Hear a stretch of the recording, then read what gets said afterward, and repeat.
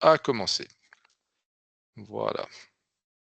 Eh bien, bonjour à toutes et à tous pour ce cours d'histoire.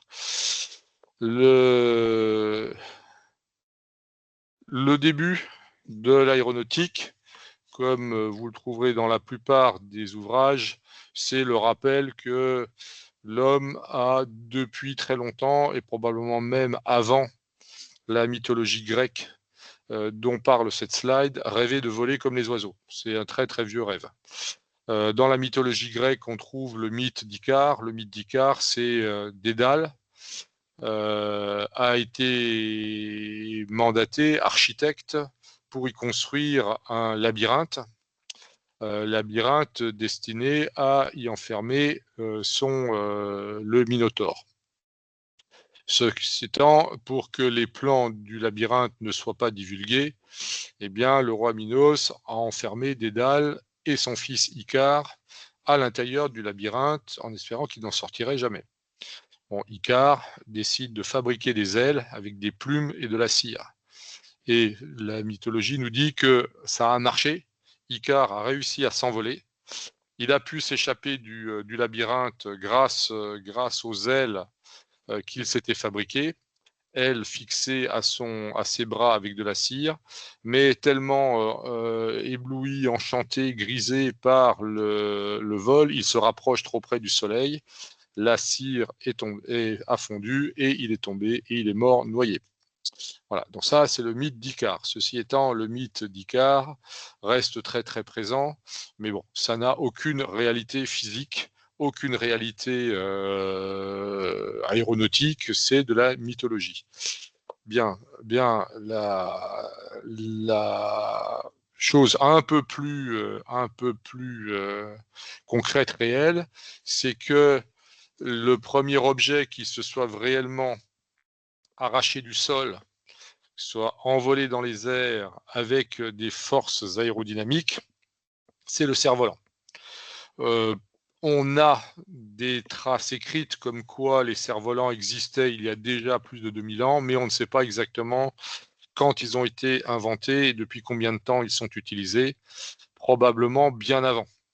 On a en fait, l'écriture chinoise antique commence à être les plus vieux écrits datent d'il y a 2500 ans. Il y a 2000 ans, on a des témoignages de l'existence de cerfs-volants, mais ça ne veut pas dire que ça ne soit pas avant. On a découvert ça avec les Européens, notamment avec d'ailleurs des Portugais qui rapportent ça en Europe, parmi les premiers. Voilà un cerf-volant européen au Moyen Âge, voilà, qui était dans des manuscrits allemands. Vous voyez ici une illustration. En 1405, on avait déjà des témoignages de cerfs-volants. Et d'ailleurs, celui qui est là sur le cheval a un harnachement d'un combattant turco-mongol. C'est pas un Chinois. On est sur quelqu'un qui est plutôt quelqu'un on va dire, d'Europe centrale, de régions qui sont les régions de l'actuel Azerbaïdjan, Kazakhstan. On n'est même plus en Chine. Et on est déjà dans ces époques-là. Il y a des écrits concernant l'utilisation des cerfs-volants dans notamment les comptes rendus de voyage de Marco Polo.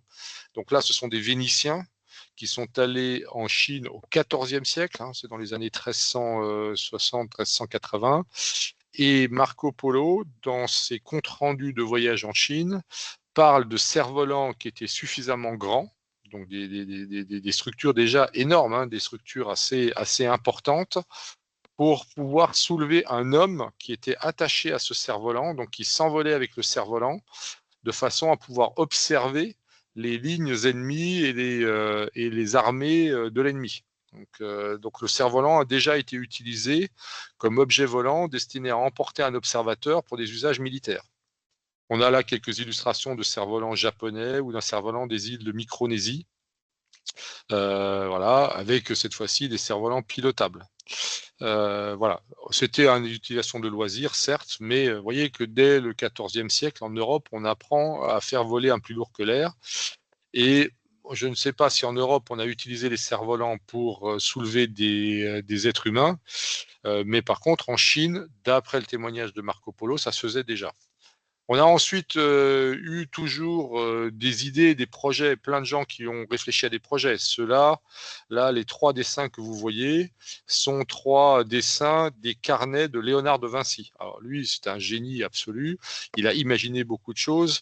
Il a imaginé des choses qui ont pu se réaliser, comme ce qui se trouve en bas à gauche, à savoir le parachute.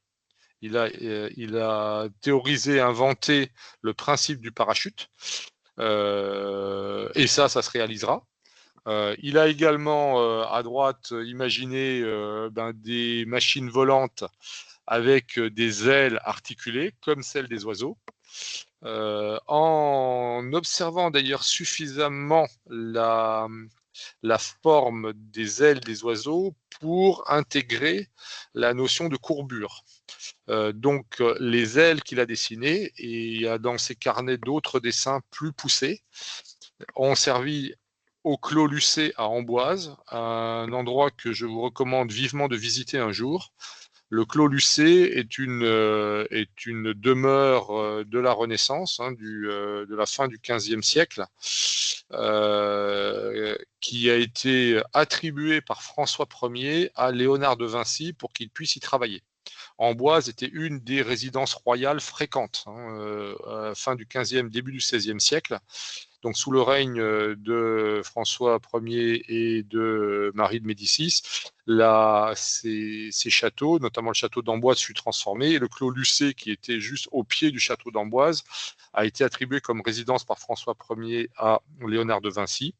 Et vous trouvez aujourd'hui, dans ce Clos Lucé, la reconstitution réelle en bois, en 3D, de la machine volante imaginée par Léonard de Vinci. Alors, elle a plein de caractéristiques très intéressantes qui fait que potentiellement, elle aurait pu voler. Bon, ceci dit, 2 problèmes. Premièrement, il en a fait les plans, mais elle n'a jamais été fabriquée de son vivant.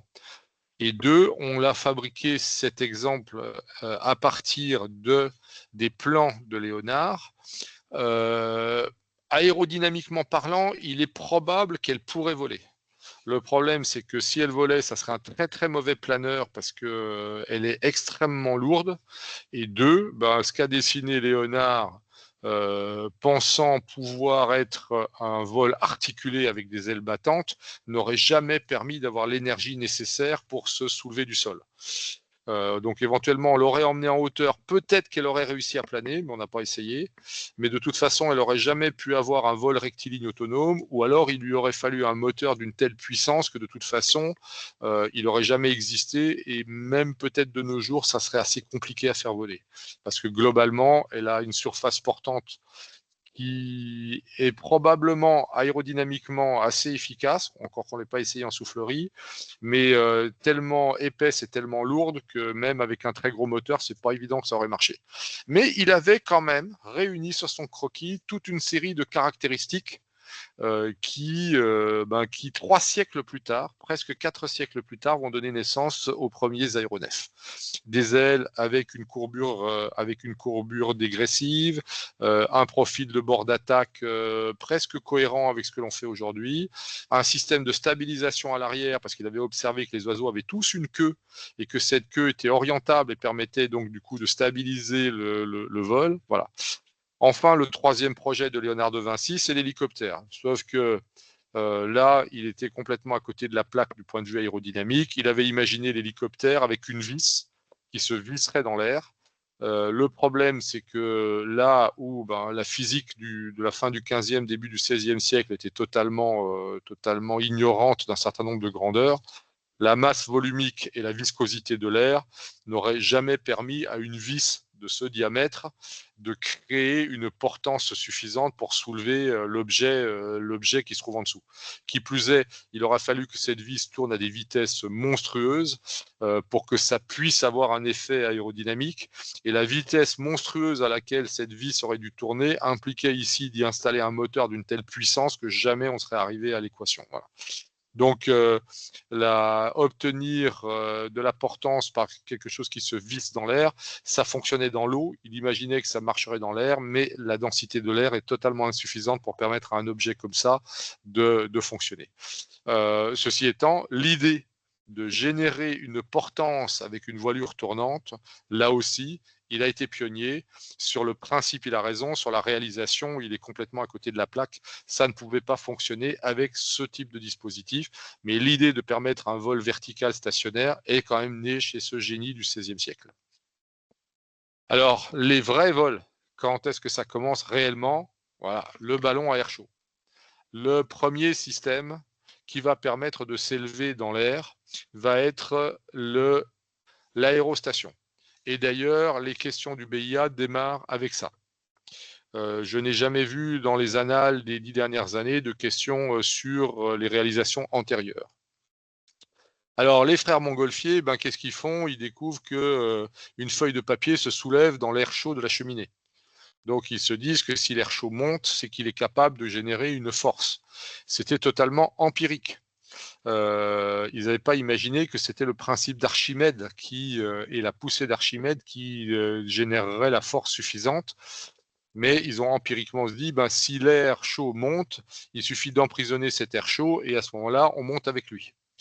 C'est comme ça qu'est né le principe de la montgolfière, une enveloppe assez grande, et ils vont la faire en papier. Alors évidemment, c'est pas juste un sac en papier. À l'intérieur, il y a des canisses qui sont rigides, donc qui sont faites en roseau et en bambou. Donc il y a une structure de très très légère sur laquelle est collé du papier mâché, des feuilles de papier qui sont plus ou moins enduites pour qu'elles soient suffisamment étanches, mais ça reste quand même une enveloppe très légère et donc qui va leur permettre, en faisant brûler de la paille, de créer une force ascensionnelle. Alors ils ont probablement fait quelques essais à Annonay, qui était leur ville natale, en Ardèche, là où se trouvait leur papeterie. Mais le premier vol attesté devant témoins et avec des êtres vivants à bord, c'était en septembre 1783 à Versailles. Ils ont envoyé en l'air un mouton, un coq et un canard, voilà, qui se sont élevés. Et comme le ballon n'était pas attaché, il est parti, il a dérivé avec le vent. Il est parti, il s'est posé 3 km plus loin. Le roi de France a interdit que ce soit un homme. Voilà. Et on ne pensait pas que la couche d'air était plus épaisse que quelques mètres d'épaisseur. Donc, ils ont démontré que non, la couche d'air est beaucoup plus épaisse et le ballon est monté relativement haut. Il s'est posé à 3 km de là. Et le roi de France a toujours interdit que ce soit des êtres humains qui montent à bord. Il avait ordonné que ce soit uniquement des condamnés à mort qui montent à bord et que si jamais ils revenaient vivants, ben, on les graciait et que de toute façon, si jamais ils se tuaient, ben, ça réglait le problème. Finalement, en violation de l'ordonnance royale, sans tenir compte des ordres du roi, le François Pilâtre de Rosiers et le marquis d'Arlande vont décider de braver l'interdiction royale et ils vont faire un vol. Alors, il y aura un premier vol début novembre ou mi-novembre, un premier vol stationnaire avec un individu à bord dont j'ai oublié le nom. C'était pas Giffard, mais bon, Giffard, il va inventer le parachute. Mais le ballon sera retenu par une corde. On en voit d'ailleurs l'illustration là. On en voit l'illustration avec des cordes qui retiennent le ballon qui s'élève avec une personne à bord. Et le 21 novembre 1783 va avoir le premier vrai vol libre d'une montgolfière. Ils vont décoller du château de la Muette.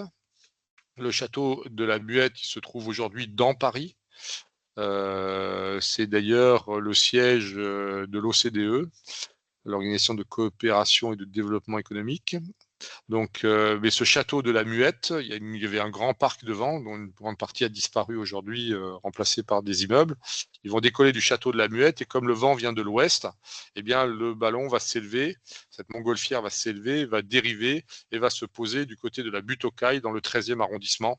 25 minutes, voilà, plus tard. Ils avaient franchi 10 km. En fait, ils avaient traversé tout Paris, le Paris actuel d'environ 10 km. Mais comme il n'y avait pas de brûleur ni de source de chaleur à bord, hein. On faisait un très, très, très gros feu au sol avec de la paille essentiellement, ou des copeaux de bois, des choses comme ça. Donc un feu qui générait énormément d'air chaud. On retenait la montgolfière avec des cordes et quand le feu avait fourni suffisamment d'air chaud, on lâchait la montgolfière. Et donc la montgolfière était remplie d'air chaud, mais cet air chaud n'était pas alimenté par un brûleur, hein. Il n'y avait pas de combustion à l'intérieur de la montgolfière. Donc ils sont montés à 1000 mètres d'altitude et puis après ils sont descendus au fur et à mesure que l'air se refroidissait. Je pense que l'atterrissage a dû probablement être assez mouvementé parce que dans une montgolfière, vous montez très vite au départ et la montée diminue et puis ensuite vous descendez très très lentement et puis la descente s'accélère. C'est une des raisons d'ailleurs pour lesquelles dans les montgolfières modernes, il y a un brûleur de façon à toujours continuer à garder un minimum d'air chaud pour ralentir la descente, pour pas descendre comme une balle. Bon voilà, ils vont voler 25 minutes et ils sont montés à plus de 1000 mètres. Alors en 1785, il y a Blanchard et Jeffries, un anglais. Eux, ils vont remplir un ballon avec de l'hydrogène. De l'hydrogène ou du gaz de houille, je ne sais plus. Bon, en tout cas, on va très très vite expérimenter autre chose que l'air chaud. On va utiliser l'hydrogène que l'on sait produire à partir de la décomposition de l'acide sulfurique sur du cuivre, je crois. Donc une réaction chimique qui produit de l'hydrogène. Donc on a isolé et identifié ce gaz comme étant plus léger que l'air. On va faire les premiers ballons à hydrogène dès 1784. 1785, première traversée de la Manche avec un ballon libre, donc un ballon à gaz. Voilà. Et dans le nord de la France, il y a une colonne qui s'appelle la colonne Blanchard à Guînes, qui est le lieu d'arrivée de ce ballon qui a traversé la Manche de l'Angleterre vers la France. À nouveau, les vents dominants viennent de l'ouest. En général, la traversée en ballon se fait plus facilement de l'Angleterre vers la France que de la France vers l'Angleterre, qui sont des situations météorologiques beaucoup plus rares et plus exceptionnelles. Voilà, vent d'ouest, ils ont traversé de Douvres à Calais. J'ai plus la durée du vol, j'ai ça quelque part dans une autre présentation. Voilà. Donc, première traversée de la Manche, et ça, il y a des questions certaines années sur ça. Première traversée de la Manche qui, c'est pas Blériot en 1909, c'est Blanchard et Jeffries en ballon à gaz en 1785. Alors ces ballons à gaz, vous voyez, juste à peine la montgolfière a-t-elle volé qu'en 1783, Jacques Charles gonfle un ballon à hydrogène, voilà, dans lequel il prend place. Et grâce à un ballon à gaz, pas avec une montgolfière, en 1797, Jacques Garnerin invente Giffard, c'était bien ça, pardon. Giffard était le premier individu à monter dans une montgolfière, dans un vol captif. Et ensuite, Pilâtre de Rosiers, quelques jours plus tard, Pilâtre de Rosiers et le marquis d'Arlande font le premier vol libre en montgolfière. 1797, premier saut en parachute. Monsieur Jacques Garnerin décide de reprendre l'idée de Léonard de Vinci et crée un parachute, alors qu'il n'est pas un parachute rigide de forme pyramidale, mais il décide d'avoir un parachute en tissu de forme hémisphérique. Il va faire de nombreux essais à partir de tours diverses, et finalement il se lance pour la première fois avec un ballon à gaz dont il coupe le cordon qui le rattache. Il y a d'ailleurs 2 gravures. Là, c'est la deuxième une fois que le ballon est largué. Mais il y a une autre gravure qui montre la configuration du ballon. En fait, il avait une corde qui le rattachait à la nacelle, qui traversait le parachute qui était replié et qui le reliait au ballon à gaz qui était au-dessus du parachute. Donc il a coupé cette corde et à ce moment-là, la nacelle s'est détachée, le parachute s'est déployé et il est descendu tranquillement avec son parachute depuis l'altitude de 1000 mètres pour se poser au sol. Je pense que la descente devait être assez rapide parce que son poids plus la nacelle, vu la taille du parachute, ne devait pas être extraordinaire. Donc la vitesse verticale devait être quand même assez conséquente, mais il s'en est sorti sans un bobo, sans un bleu. Après, ça va mettre un certain temps. On va utiliser des montgolfières pendant une bonne partie du 19e siècle. On va utiliser des ballons à gaz pendant une bonne partie du 19e siècle, mais ça reste quand même des aventures assez isolées, assez rares. Peu de gens sont capables de s'offrir un ballon à hydrogène. Peu de fabricants fabriquent des montgolfières. C'est bon, c'est quelque chose d'assez élitiste. Il n'y a pas beaucoup de vols. On va assez rapidement essayer d'améliorer le ballon à gaz. Et l'inventeur du dirigeable, c'est Henri Giffard, à nouveau un Français. Vous voyez que la France était quand même très pionnière dans l'aéronautique et surtout dans l'aérostatique, dans l'aérostation. L'invention de la montgolfière, l'invention du ballon à gaz, la traversée de la Manche, l'invention du dirigeable. On a essayé de se soustraire aux caprices des vents, parce que le ballon libre, il va que là où le vent le décide. Il va donc être intéressant d'essayer de se déplacer dans l'air. Donc Henri Giffard crée un dirigeable dont la taille c'est 2500 mètres cubes. Alors il n'est pas gonflé à l'hydrogène, il est gonflé avec ce qu'on appelle le gaz de houille. Le gaz de houille en fait est un mélange d'un peu d'hydrogène et de beaucoup de monoxyde de carbone. Le monoxyde de carbone est plus léger que l'air. Il est plus léger que le dioxygène et que l'azote. Il n'est pas beaucoup plus léger, il est bien moins performant que l'hydrogène, qui lui est très léger. Donc il n'y a pas besoin de beaucoup d'hydrogène pour avoir une poussée d'Archimède importante. Il est à peu près aussi performant que l'air chaud. L'avantage étant que lui, par contre, il n'a pas besoin d'être chauffé. Une fois qu'on a emprisonné ce gaz dans une enveloppe, eh bien, on a un ballon qui est rempli et qui est efficace, hein, qui a de la poussée d'Archimède et donc de la sustentation. Alors, il a rempli ce ballon avec 2500 mètres cubes de gaz de houille, installé une nacelle en dessous, et sur cette nacelle, il y a un moteur à vapeur, pas très puissant. Si je me souviens bien, il faisait quelque chose comme 3 ou 5 chevaux, pas beaucoup plus. Et donc, il va parcourir 27 km. Il va parcourir 27 km en partant de Paris, et il va arriver à Trappes. Donc là, il va se diriger vers l'ouest. Il va avoir de la chance. Peut-être qu'il aura un peu de vent dans le dos ou qu'il n'y aura pas de vent ce jour-là, parce qu'il aurait eu du vent de face, à mon avis. Il ne les faisait pas. Mais il a quand même mis 3 heures pour faire 27 km. Vous remarquerez que 10 km/h, c'est pas mal. C'est beaucoup plus rapide qu'un piéton et c'était à peu près la vitesse moyenne d'un cheval au trot. Voilà. Donc, il va faire Paris-Trappes. Derrière, d'autres gens vont améliorer évidemment le dirigeable. Il y a surtout quelqu'un qui va s'y intéresser beaucoup. L'existence de l'aérostation, donc des ballons et surtout des dirigeables, va aboutir à la création de la plus ancienne structure aéronautique mondiale qui s'appelle l'Aéroclub de France. L'Aéroclub de France va être créé en 1896, c'est-à-dire avant même qu'on invente l'avion. L'Aéroclub de France va acheter un terrain à Saint-Cloud. À l'époque, il n'y avait pas une maison à cet endroit-là, pour y installer une base d'aérostation. Les premiers aviateurs français, membres de l'Aéroclub de France, vont décoller de Saint-Cloud. Par la suite, l'Aéroclub de France va également acquérir un terrain à Meudon, et c'est sur ce terrain que notamment Alberto Santos Dumont va mettre au point ses premiers dirigeables. Il va beaucoup travailler sur les dirigeables. Il va en développer 6 ou 7 qu'il va numéroter 1, 2, 3, 4, 5, 6. Voilà. Et notamment un de dirigeables qu'il va créer va remporter un prix qui avait été mis à prix pour faire un vol circulaire. C'est-à-dire être capable avec un dirigeable de partir d'un endroit et de revenir au même endroit, et notamment faire le tour de la Tour Eiffel. Donc il va partir de Meudon, il va faire le tour de la Tour Eiffel et revenir à Meudon en 1901. Il va empocher quelques milliers de francs or, c'est une fortune à l'époque, hein, ça fait l'équivalent de plusieurs dizaines de milliers d'euros d'aujourd'hui, pour cet exploit. Santos Dumont va abandonner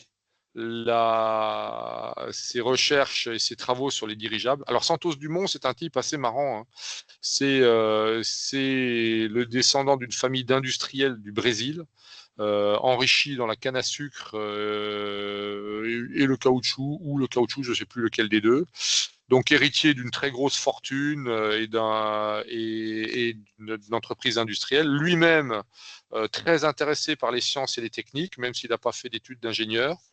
Il émigre du Brésil en France au 19e siècle et il va passer toute sa vie en France passionné par l'aéronautique dès son arrivée en France et va travailler d'abord sur des dirigeables. Et en 1903, quand les frères Wright vont faire leur premier vol, là, ça va être une révélation pour lui. C'est véritablement un choc.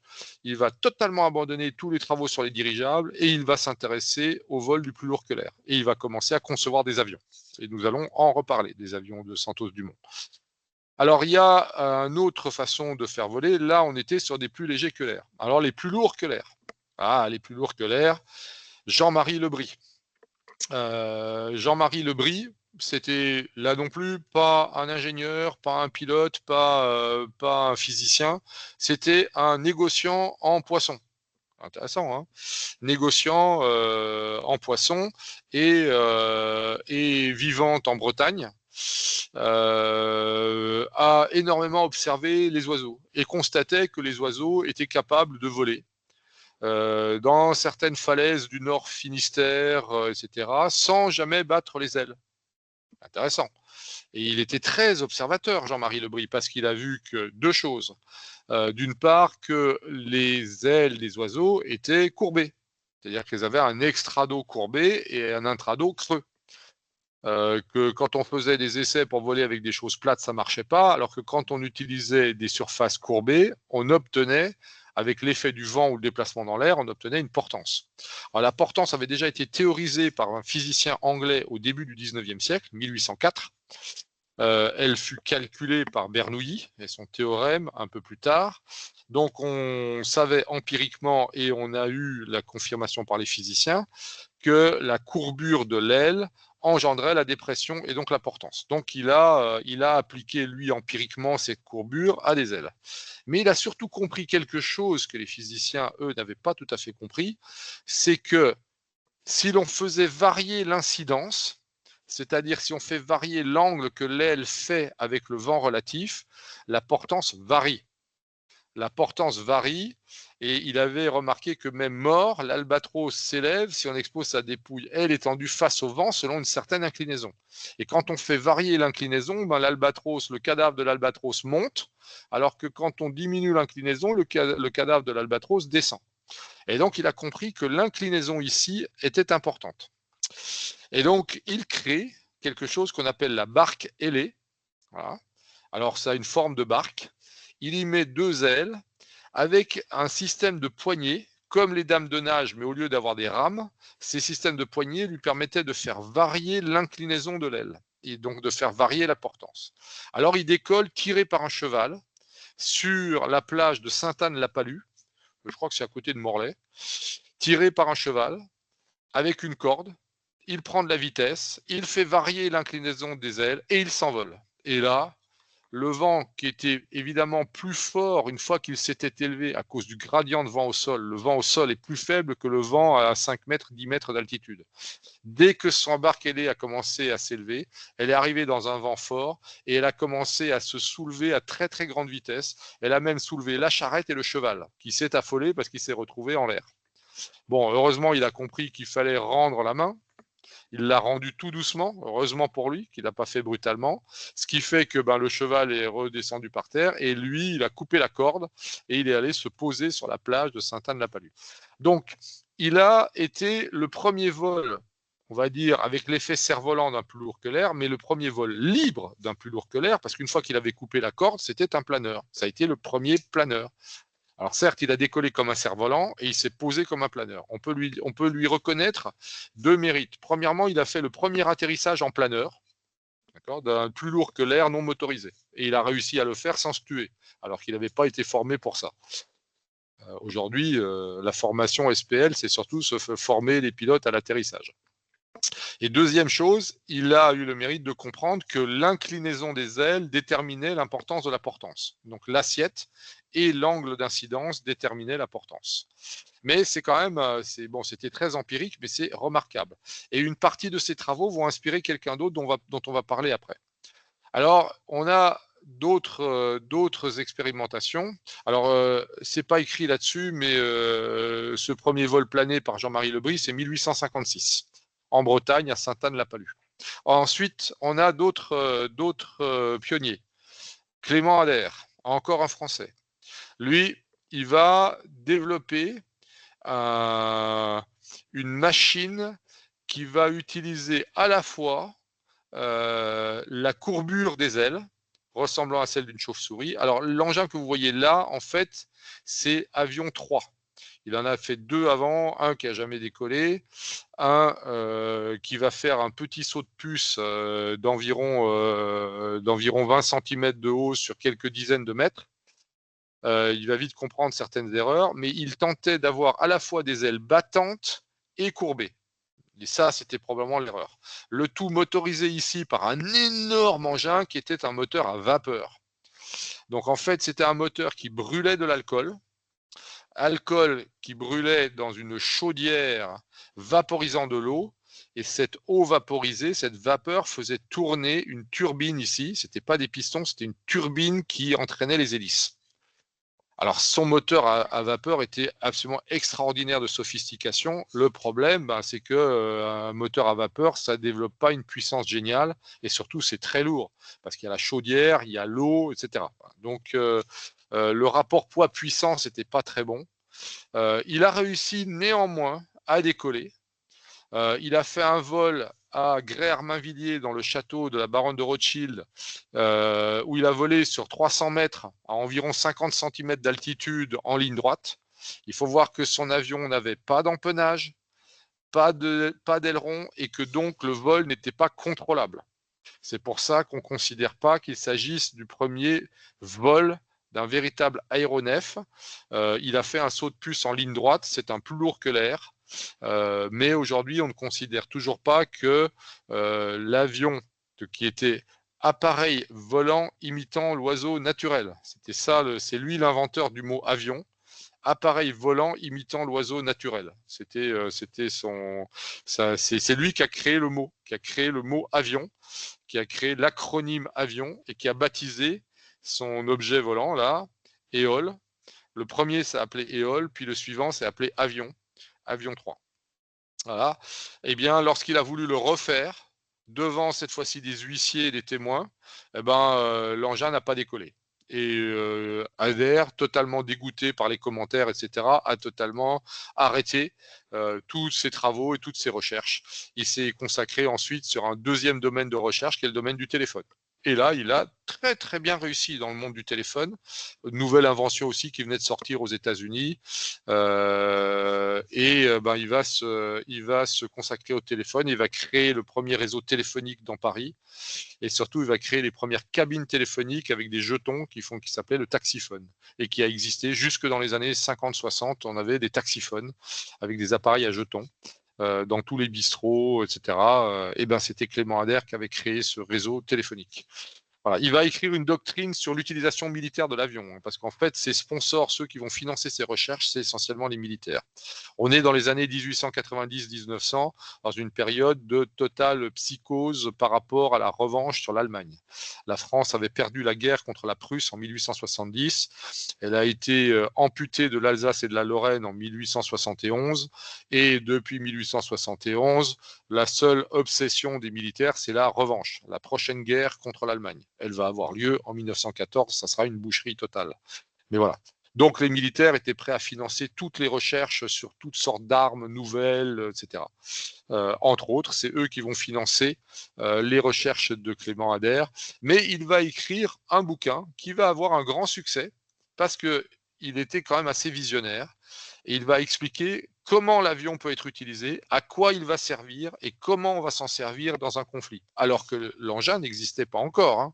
Il travaillait dessus, il n'a même pas réussi à le faire voler. Par contre, il avait parfaitement vu à quoi ça allait servir. 1, l'observation, 2, le bombardement, 3, la chasse.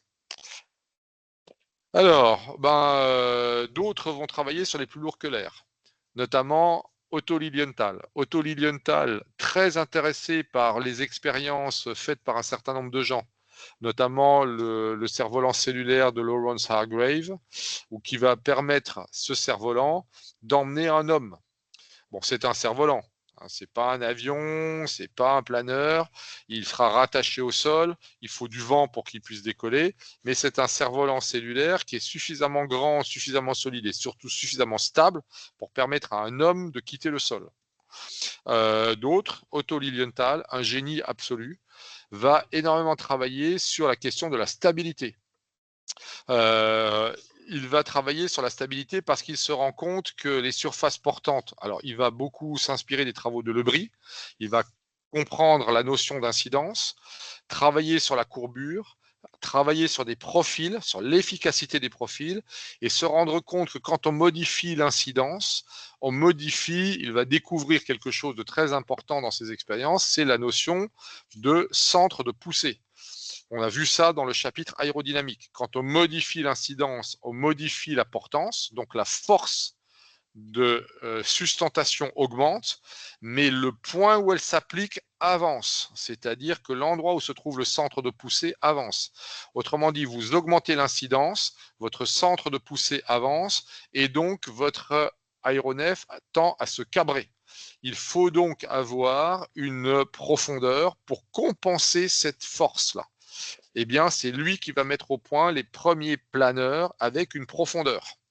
Il va comprendre l'importance d'avoir un deuxième plan, la profondeur, soit devant l'appareil, soit derrière l'appareil, pour équilibrer l'aéronef et donc avoir un aéronef stable.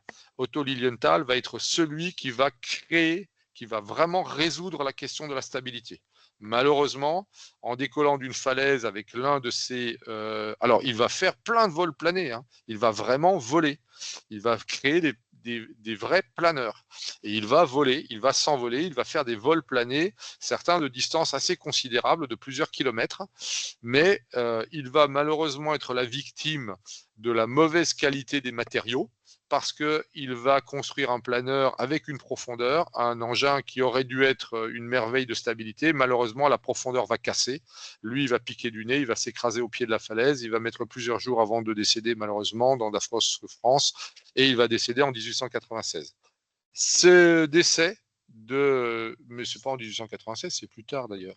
Ce décès va donner envie à deux Américains qui s'appellent respectivement Orville et Wilbur Wright.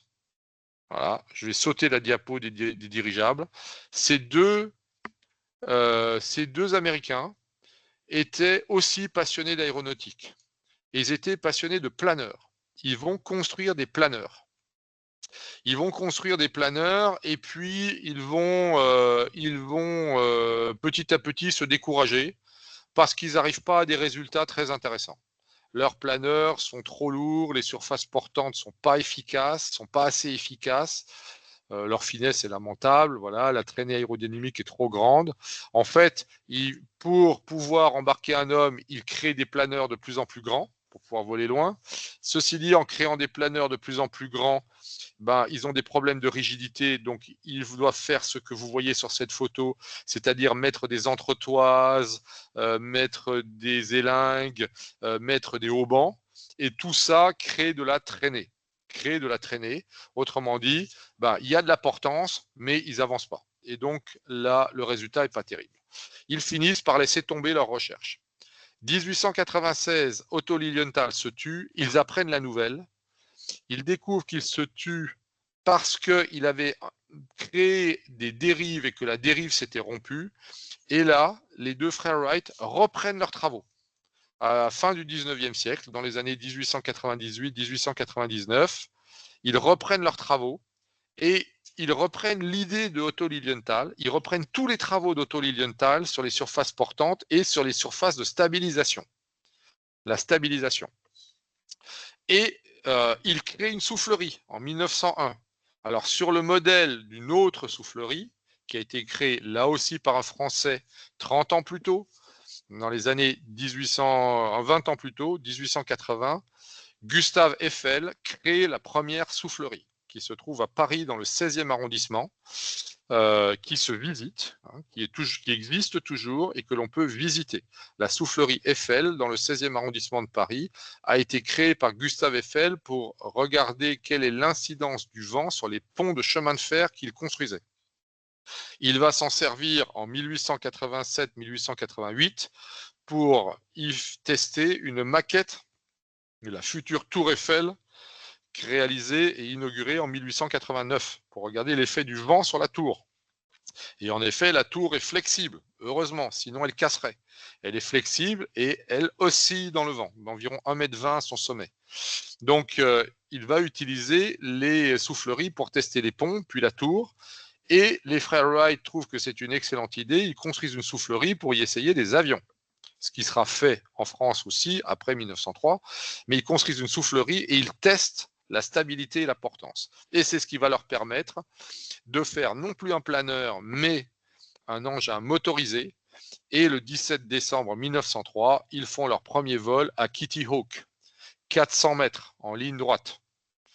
Mais c'est un vrai vol parce que c'est un vol d'un aéronef stable grâce à une profondeur et grâce à des ailes dont les extrémités sont déformables et qui leur ont permis de garder la ligne droite. Autrement dit, ce n'est pas une ligne droite subie, c'est une ligne droite volontaire.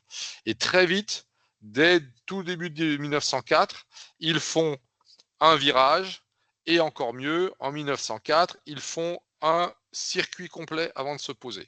Donc un vrai, c'est l'énorme avantage et ce qui fait qu'on considère que le premier aéronef a véritablement fait un vol, c'est parce que le 17 décembre 1903, c'est un vol d'un plus lourd que l'air motorisé et surtout c'est un vol contrôlé. Autrement dit, cet aéronef a des commandes. On est capable de maintenir la ligne droite, de mettre en virage, de sortir d'un virage dès début 1904. Alors, avant, il y avait quand même une petite donc les travaux de Lilienthal qui vont inspirer ceux de Wright vont conduire au premier plus lourd que l'air. Le Lilienthal, c'est des planeurs. Et ça va déboucher sur quand même un peu plus tard du travail sur des planeurs, donc des aéronefs non motorisés. Wright arrête les planeurs et décide de mettre des moteurs à bord et vont créer des aéronefs. Entre-temps, quand même en parallèle, le dirigeable n'est pas complètement mort. Sur la deuxième moitié du 19e siècle, mais surtout sur la premier tiers du 20e siècle, le dirigeable va rester quand même un des moyens, un des sujets, je dirais des trajectoires de recherche. Il va y avoir encore des fans du dirigeable, pensant que certes des avions, ça c'est lourd, c'est lent, c'est pas efficace, et quand il y a une personne à bord, c'est bien le maximum. Donc, ils estimaient toujours, il y a eu toujours quand même pendant longtemps des partisans de continuer à développer le dirigeable, et ça va être quelque chose d'important. Alors voilà, c'est George Cayley qui décrit les forces aérodynamiques, la portance et la traînée en 1853.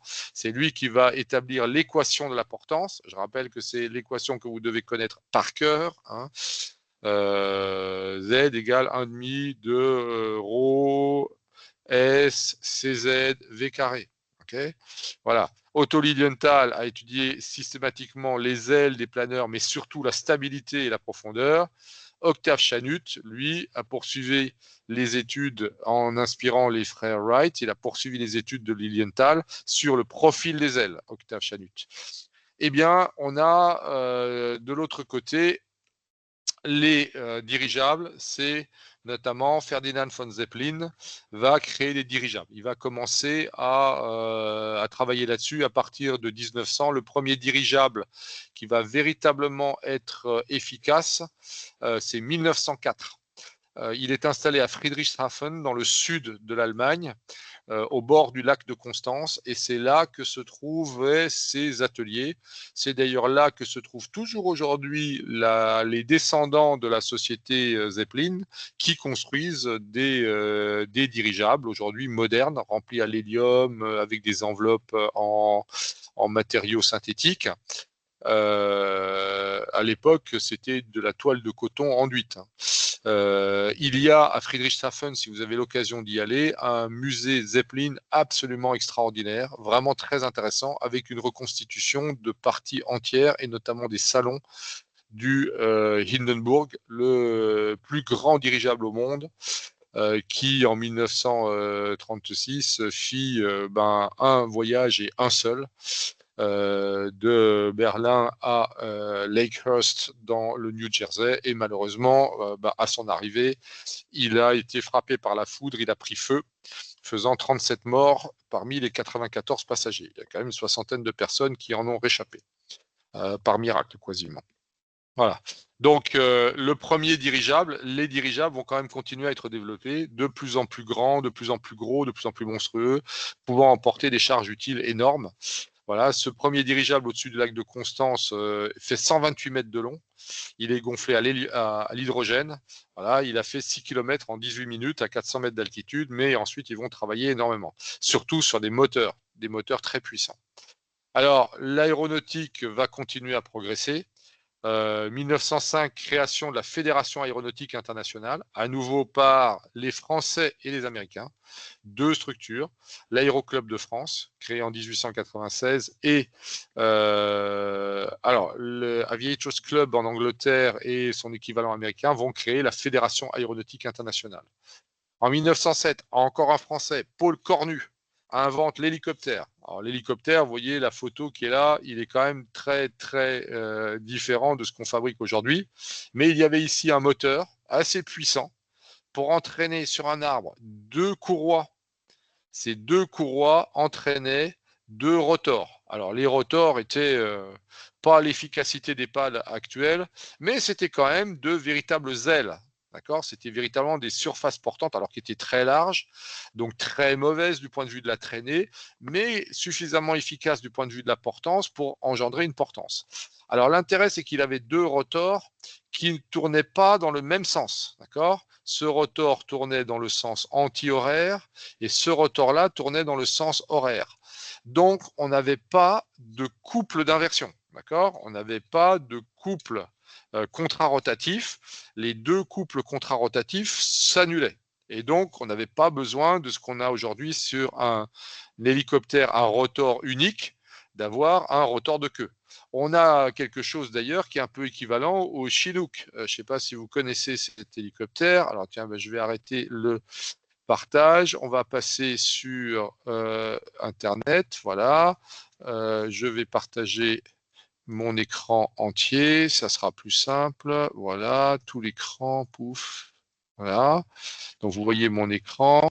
Vous voyez maintenant Internet. Si je cherche un Chinook, voilà. Voilà, Chinook. Voilà. Voilà, hélicoptère. Voilà le Chinook, le Boeing C-47 Chinook. Voilà, si vous regardez à quoi ça ressemble, c'est ça. Voilà, vous avez ici un hélicoptère qui a deux rotors. Alors, ces deux rotors sont contrarotatifs. Voilà, le rotor avant tourne dans le sens anti-horaire, 3 pales. Le rotor arrière tourne dans le sens horaire. D'accord, ça c'est la pale avant, donc il tourne dans le sens horaire. Ok, voilà. Et donc c'est les deux pales.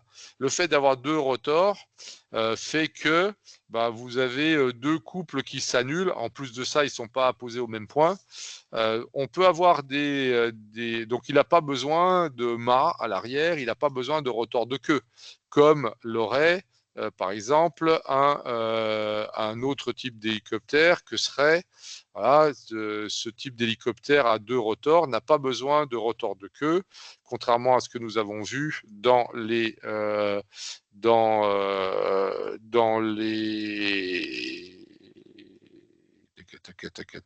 C-135, on va regarder ça, voilà, Eurocopter C-135. Je prends un hélicoptère classique, n'importe quel hélicoptère, pardon, n'importe quel hélico, voilà un Eurocopter.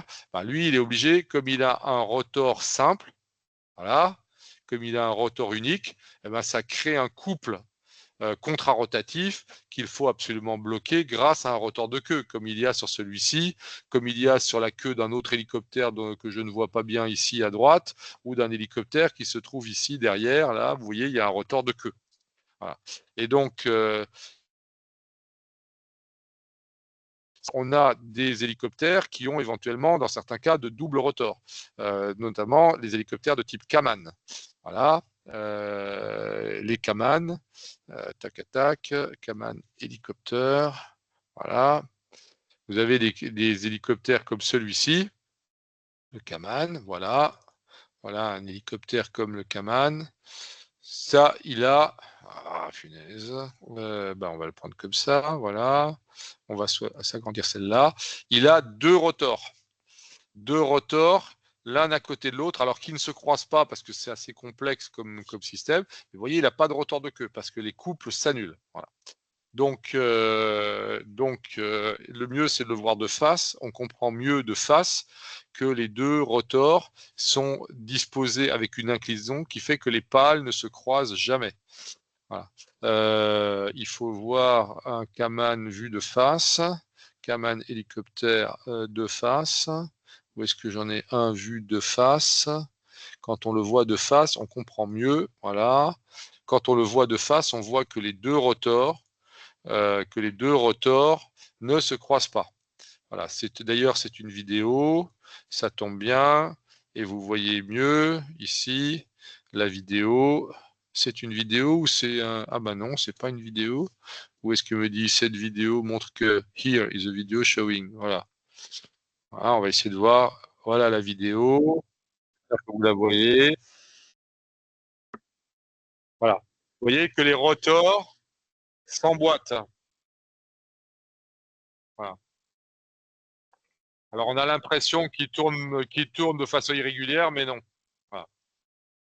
Et comme ils tournent dans des sens différents, évidemment, comme ils tournent pas dans le même sens, les deux couples s'annulent.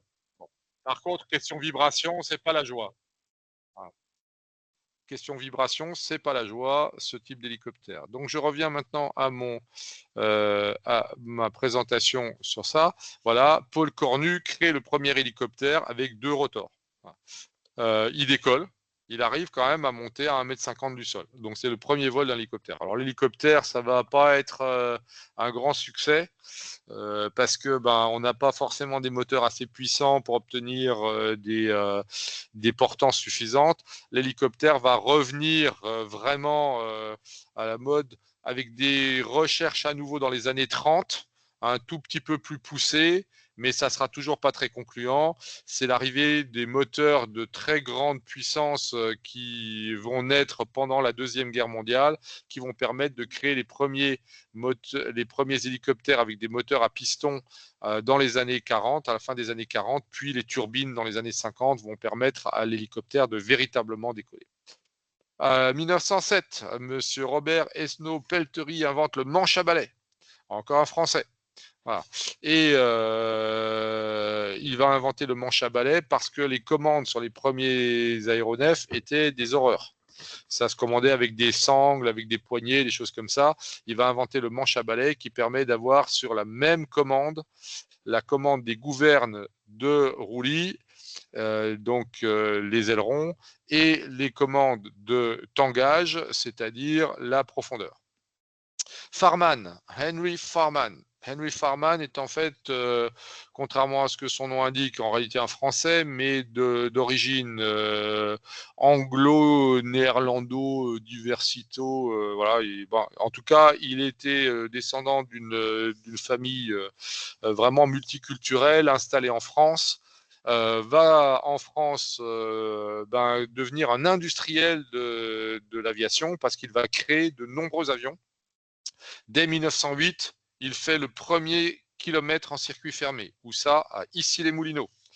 Alors, à l'endroit où se trouve aujourd'hui encore un petit héliport, pas très grand, mais un héliport, et surtout entouré par des dizaines de pâtés de maisons construits sur en fait un ancien terrain de manœuvre de l'armée. Issy-les-Moulineaux, la moitié de la surface de la ville d'Issy-les-Moulineaux, qui aujourd'hui est construite par toutes sortes d'immeubles, était en fait un gigantesque no man's land qui se trouvait devant les fortifications de 1870, le mur Thiers, et qui était un champ de manœuvre militaire, qui a servi à beaucoup de gens à décoller, notamment en 1906. Santos Dumont va faire les essais de son premier aéronef qui s'appelait la Demoiselle. 1910, c'est là que Roland Garros fait son premier vol sur une demoiselle et il a son premier accident d'aviation parce que à l'arrivée, pouf, il y a une collision entre deux avions au sol. On va avoir des dates importantes qui sortent souvent au BIA. Voilà. Monsieur Blériot, Louis Blériot, qui est un ingénieur arts et métiers, va se lancer dans la construction aéronautique. Il va construire des aéronefs, là aussi financés par l'armée. L'armée qui lui en commande des dizaines. Il va construire des premiers avions avec des premiers aéronefs avec des voilures tenues par des haubans. Ça c'est une innovation intéressante parce que notre ami Farman, par exemple, va construire que des biplans au départ avec des entretoises. Le vrai problème, c'est que quand vous avez un monoplan comme celui-là, eh bien, pour avoir assez de portance, il faut de la surface.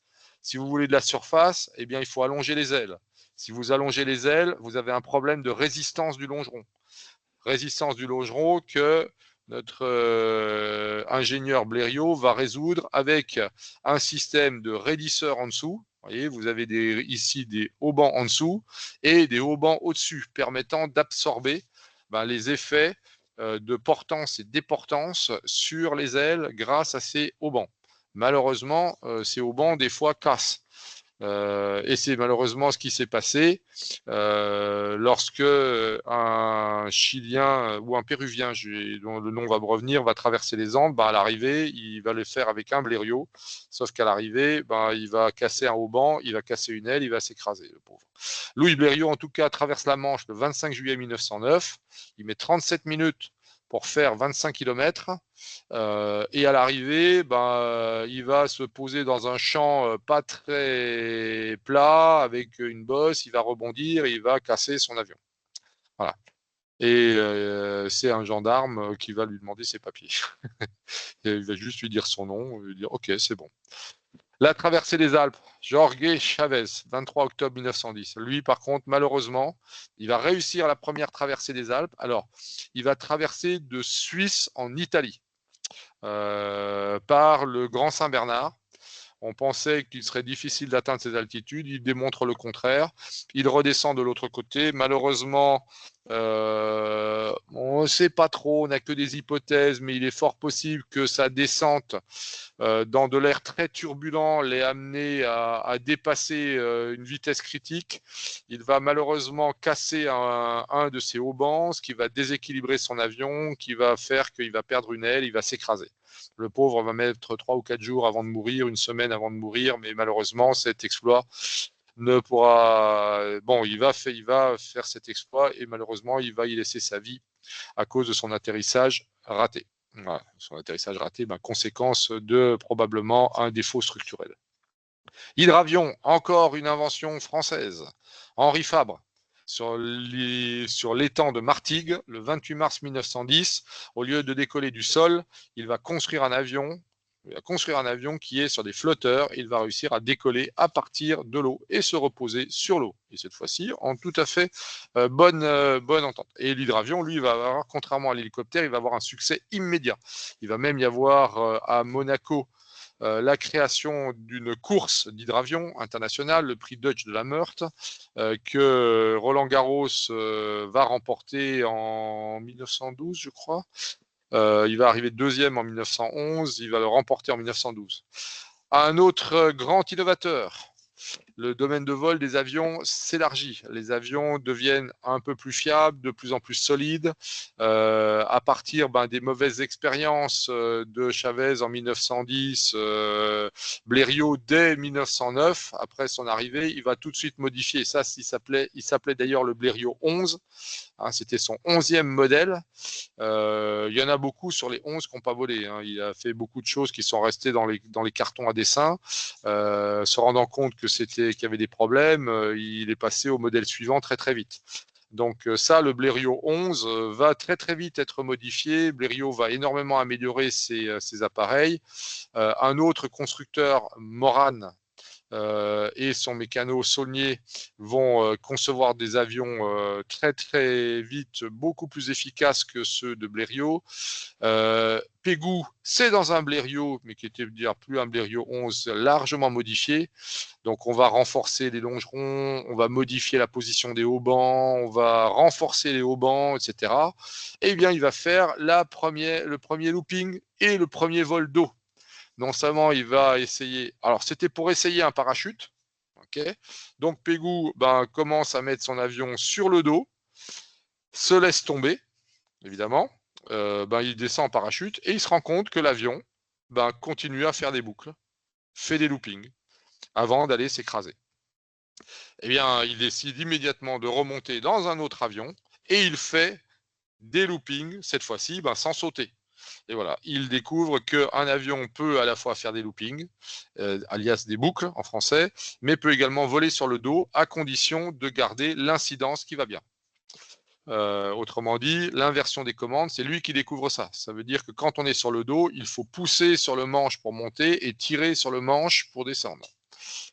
1913, un grand héros, quelqu'un qui n'a jamais été un champion de tennis, jamais été un spécialiste du tennis, ni un joueur de tennis. Peut-être qu'il y a joué, mais on n'a aucune preuve. Par contre, il était à la fois un rugbyman et surtout un coureur cycliste. Dans sa jeunesse, alors qu'il était au lycée Masséna à Nice, Roland Garros, qui était né à La Réunion, qui a contracté la tuberculose et qui s'est retrouvé en sanatorium dans les Alpes françaises, s'est retrouvé à 14 ou 15 ans pensionnaire du lycée Masséna à Nice, où il a fini ses études en passant le baccalauréat. Et pendant qu'il était lycéen à Nice, il a été champion cycliste. Il a remporté de nombreuses courses cyclistes. Il passe le bac, il rentre dans une école qui s'appelle HEC, dont il sort en 1908, et il devient concessionnaire automobile. Voilà. Il n'a jamais joué au tennis, mais il a joué au rugby pendant qu'il était à HEC. Il a été champion cycliste au lycée. Il a été rugbyman pendant qu'il était à HEC. Il sort d'HEC en 1908. Pendant 2 ans, il est concessionnaire automobile et il découvre l'aviation à Reims lors du premier meeting d'aviation français qui a lieu en 1910 à Reims.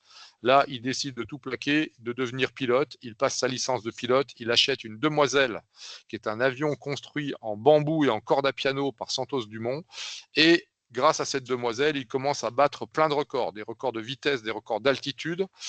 En 1913, 3 ans après avoir passé son brevet de pilote, il décide de s'embarquer sur un Morane Saulnier qui était un type G qu'il a modifié.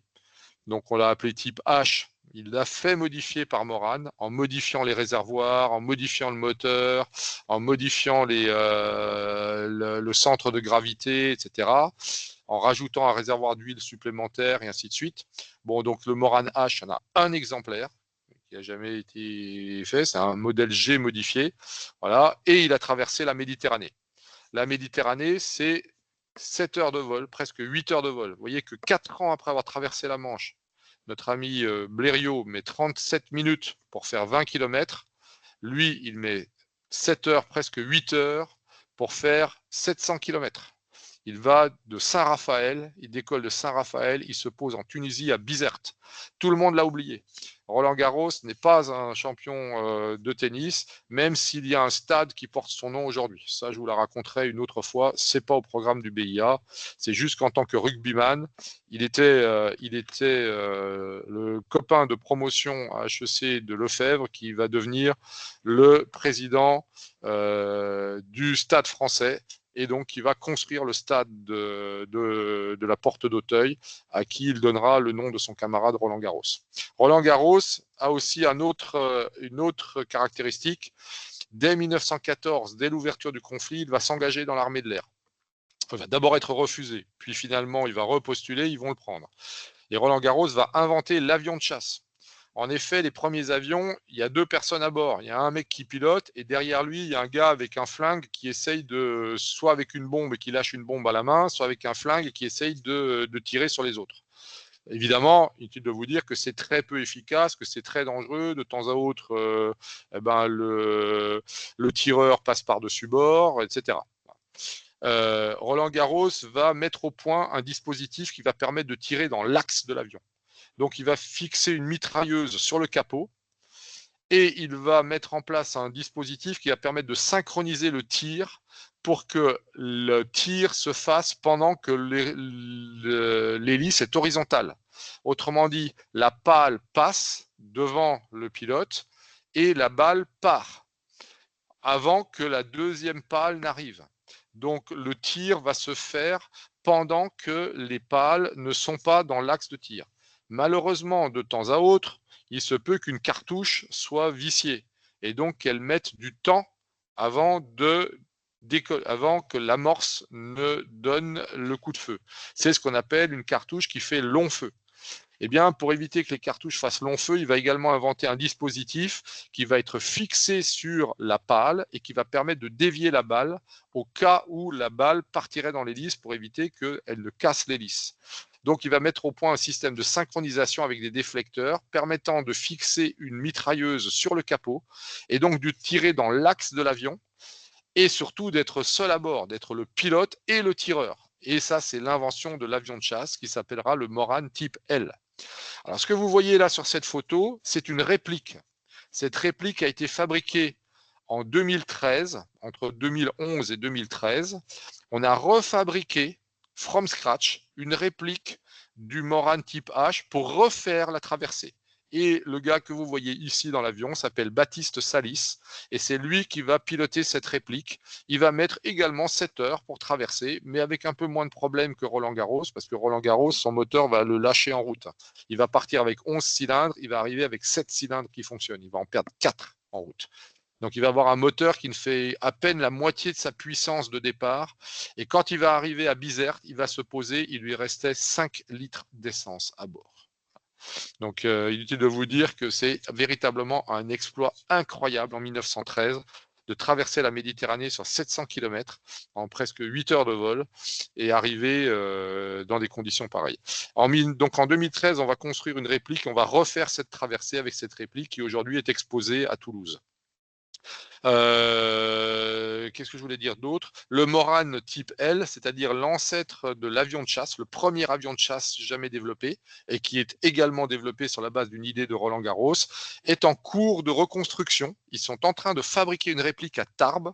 C'est l'association amicale des anciens de Morane-Saulnier qui est en train de reconstruire à partir des plans qui étaient conservés à Tarbes, est en train de reconstruire une réplique du premier avion de chasse, donc le Morane type L, premier avion de chasse jamais construit dans l'histoire. Et ils ont fait des essais moteurs, ils ont fait des essais au sol, là, il y a quelques semaines, là, il y a 15 jours ou 3 semaines. Ça y est, l'avion est complet, il roule. Pour l'instant, il ne vole pas encore, donc ils n'ont pas encore fait d'essai en vol, mais ça va pas tarder. Voilà. Alors, 14-18. 14-18.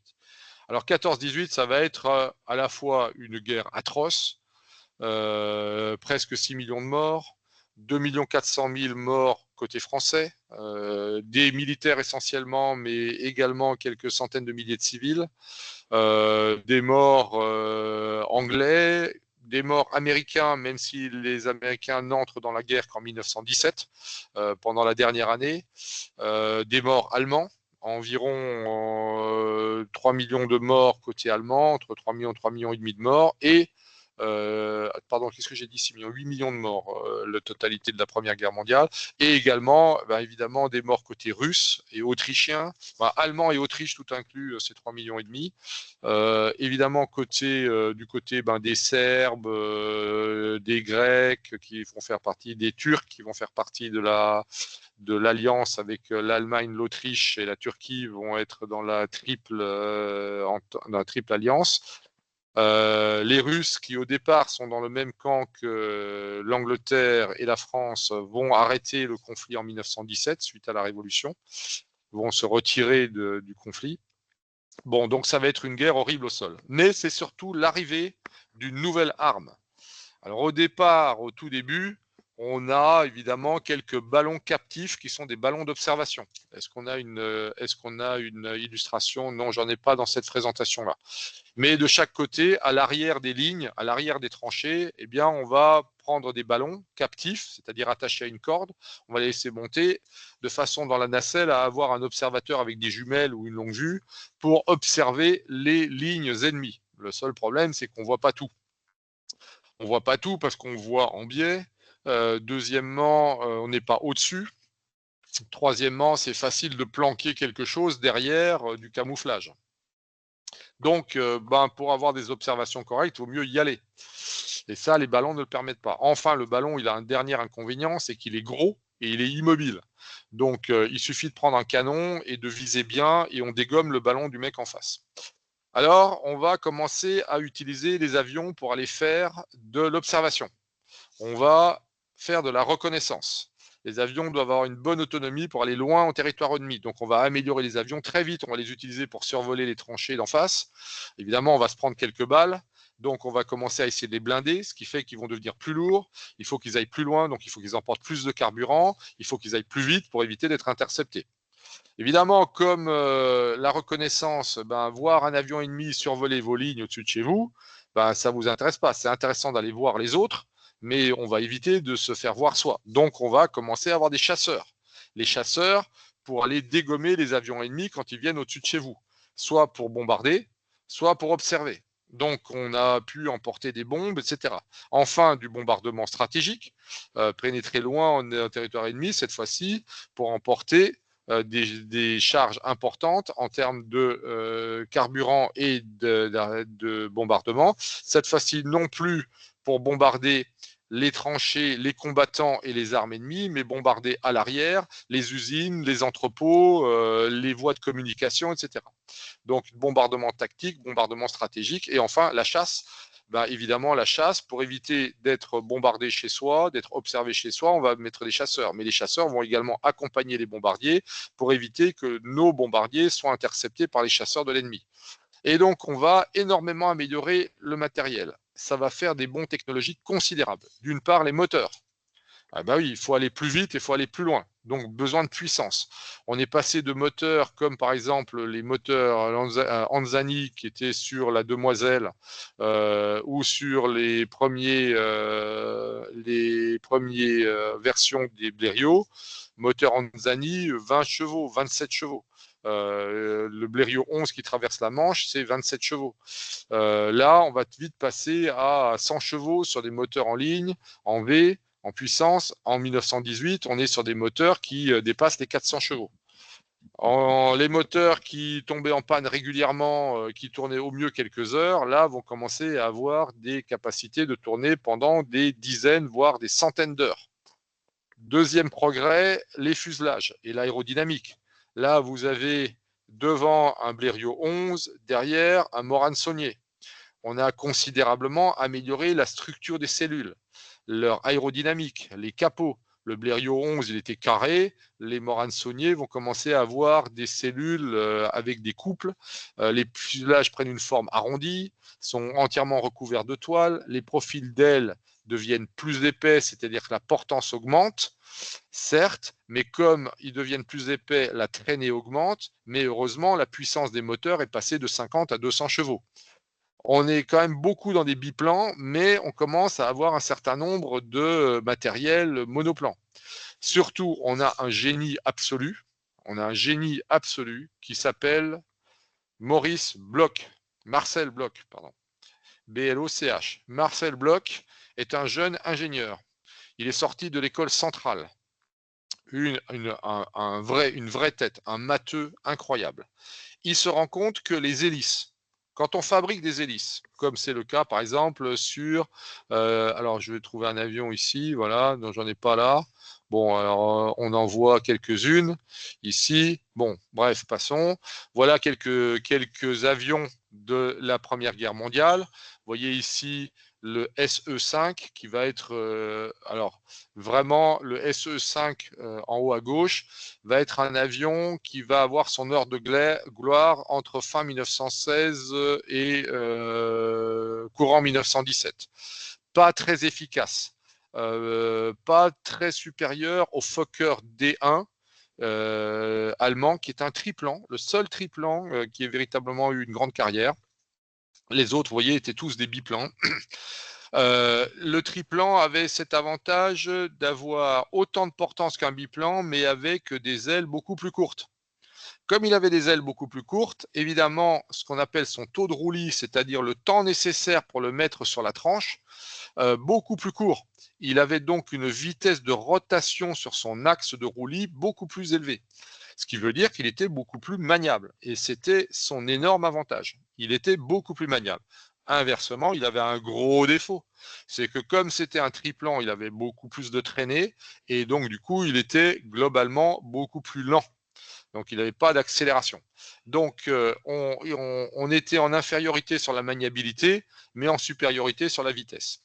Ce triplan Fokker peint en rouge était celui du baron von Richthofen, connu comme étant le baron rouge et qui est celui dont le nombre de victoires aériennes n'a jamais été dépassé par aucun autre aviateur de la Première Guerre mondiale.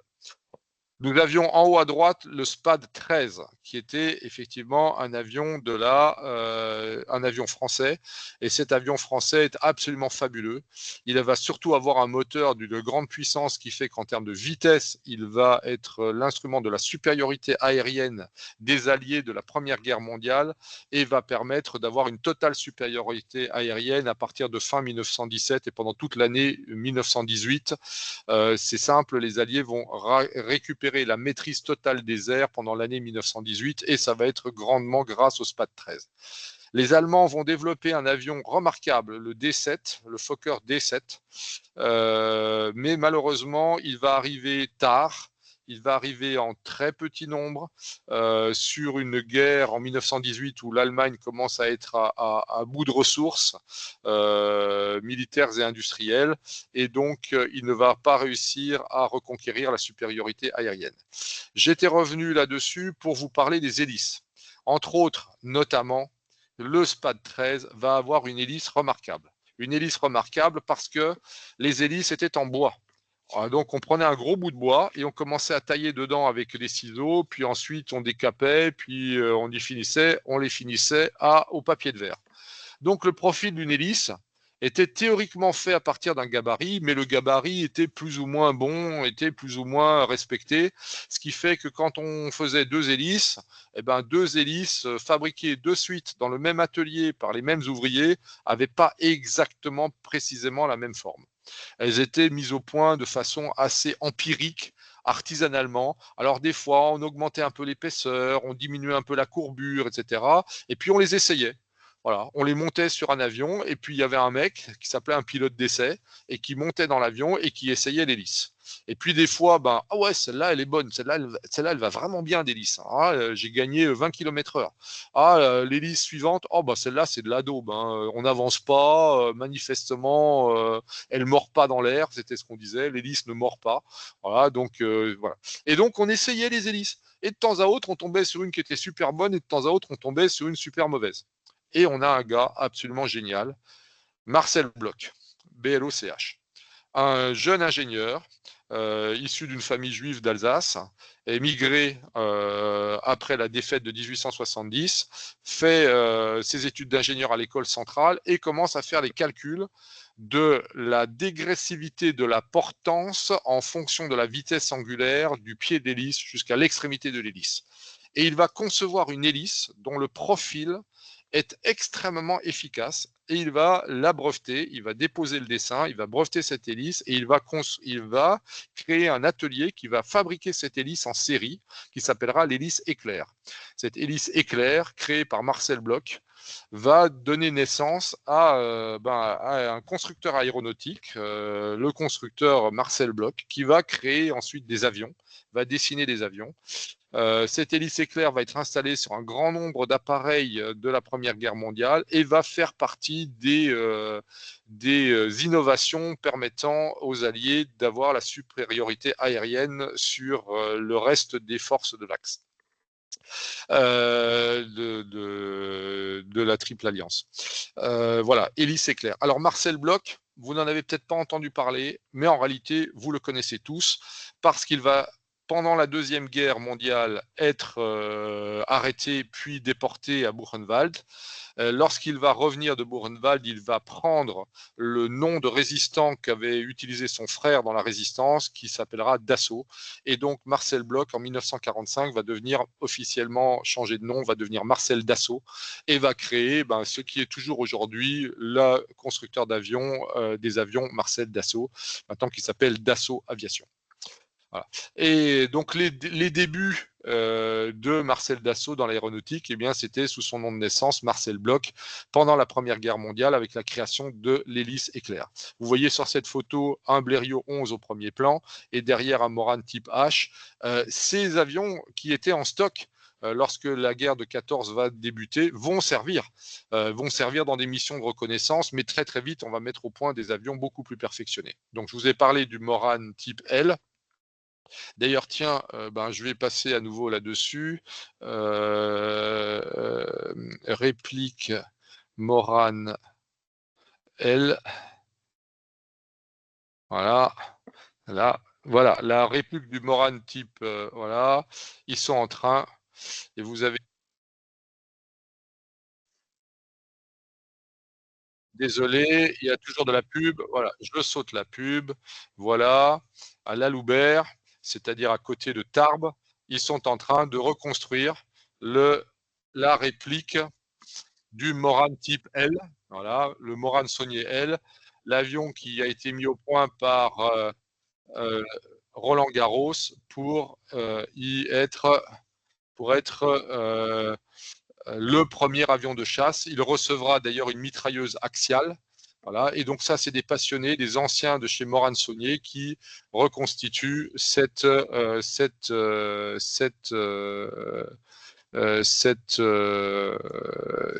réplique. Ça, par contre, un type L, voilà, il renaît de ses cendres. Tenez, voilà, une autre. Voilà,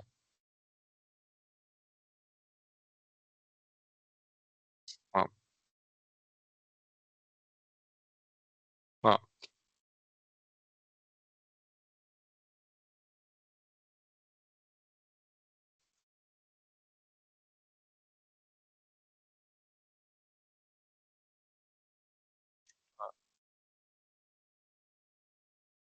Voilà. Donc, je ne sais pas si vous entendez le son. Est-ce que vous entendez le son de la vidéo?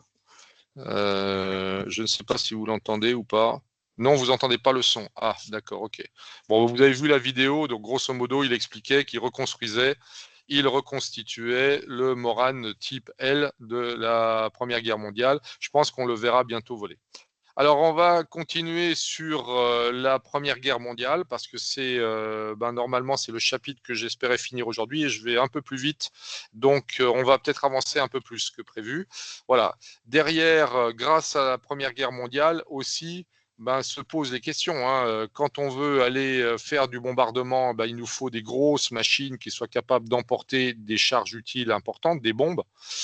Il faut aussi augmenter les charges utiles pour emporter une mitrailleuse. C'est pas léger, une mitrailleuse. Plus les cartouches, parce qu'une mitrailleuse sans cartouche, ça sert à rien. Donc il faut quelques dizaines, voire centaines de kilos de cartouches. Voilà. On va augmenter la vitesse. La vitesse moyenne, bon, grosso modo, on avait des vitesses de l'ordre de 120 à de 120 km/h, 100-120 km/h, c'était déjà bien beaucoup. On va avoir des chasseurs, des avions qui volent à 220, 250. On va même atteindre les 300 km/h peu après la Première Guerre mondiale. On va friser les 300 km/h dès la fin de la Première Guerre mondiale, donc 1918. Le plafond, on volait bas, hein, on volait pas haut. Alors même si Roland Garros a battu un des records d'altitude dès 1911, il va monter à 4000 mètres, à plus de 4300 mètres. Alors certes, 4300 mètres sans oxygène, c'est un peu compliqué, mais c'est encore faisable. On va vite s'apercevoir, on va commencer à découvrir les problèmes de l'hypoxie. Mais surtout, le vrai problème, c'est que celui qui manque d'oxygène, avant tout, c'est pas seulement le pilote, c'est aussi le moteur. Et là, Monsieur Ratier va inventer le turbocompresseur. Moi, le compresseur qui va permettre de continuer à alimenter les moteurs même quand la pression atmosphérique et la densité en oxygène diminuent. Donc, on va alimenter le moteur avec un compresseur qui va faire que l'on va suralimenter en oxygène le moteur de façon à reconstituer les conditions de combustion au niveau de la mer. Et ça va permettre à nouveau de faire passer les plafonds, de franchir la barre des environ 3300, 3500 mètres où les moteurs deviennent très peu efficaces et à partir de 4000 mètres, grosso modo, plus aucun moteur n'était capable d'aller au-delà. Dès avant la Première Guerre mondiale, on a mis au point le compresseur. Le compresseur va être utilisé sur quasiment tous les moteurs utilisés sur les avions de guerre. Et donc, on va avoir des plafonds qui vont atteindre 6000 mètres et voire au-delà. Évidemment, à 6000 mètres, vous n'êtes plus du tout vulnérable ni au tir d'un fusil, ni au tir d'un canon. La charge utile va augmenter aussi de 250 à 2500 kg. On va avoir des engins comme celui-ci, le Airco de Havilland 2, qui va être un avion d'observation. On va avoir des avions de bombardement comme celui-ci. Ça, c'est un bombardier, le Vickers Vimy, qui est un biplan bimoteur. C'est en fait au départ un bombardier et on va le transformer en avion de transport civil. On va avoir encore d'autres choses qui vont arriver.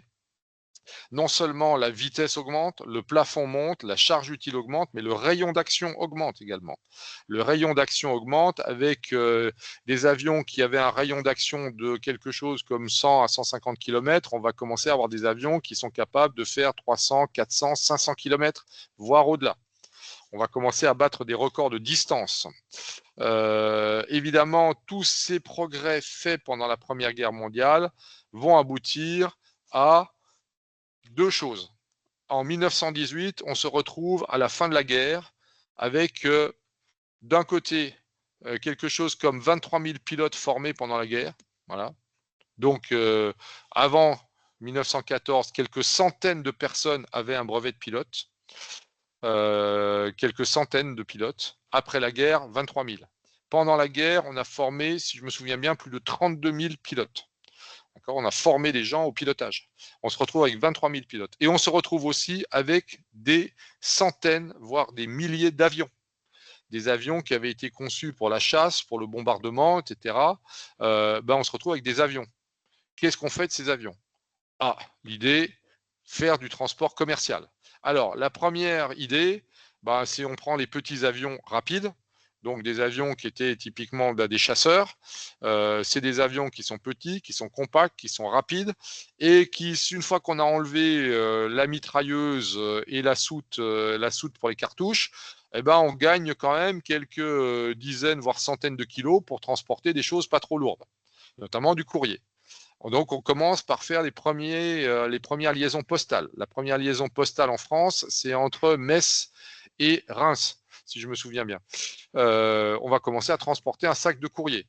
Aux États-Unis, là, c'est immédiat parce qu'évidemment, vu les distances, le courrier qui partait par le chemin de fer, la lettre qui partait de New York, elle arrivait par le chemin de fer le 3e jour à San Francisco. Autrement dit, une lettre postée le lundi matin, qui partait le lundi matin en train de New York, elle arrivait dans la soirée du mercredi à San Francisco. Elle était remise à son destinataire le jeudi matin. On va mettre en place la poste aérienne qui va permettre de transporter le courrier dans des délais inférieurs. On mettait moins de 24 heures, grand maximum 24 heures pour traverser la totalité des États-Unis. Autrement dit, la lettre qui partait le lundi matin, cette fois-ci, elle était livrée le mardi matin. Et surtout, elle permettait de desservoir tout le territoire. Et bientôt, on va surtout se rendre compte qu'en fait, ce que les gens ont envie d'avoir, c'est une lettre qui est postée le lundi soir, qu'elle arrive le mardi. Autrement dit, on va commencer à faire du vol de nuit aux États-Unis. On va même mettre au point des systèmes de routes aériennes éclairées la nuit, permettant aux avions de suivre des routes en rasant le sol. Alors, comment ça va se faire? C'est un truc incroyable quand on y pense, après tout. Yellow arrows, voilà.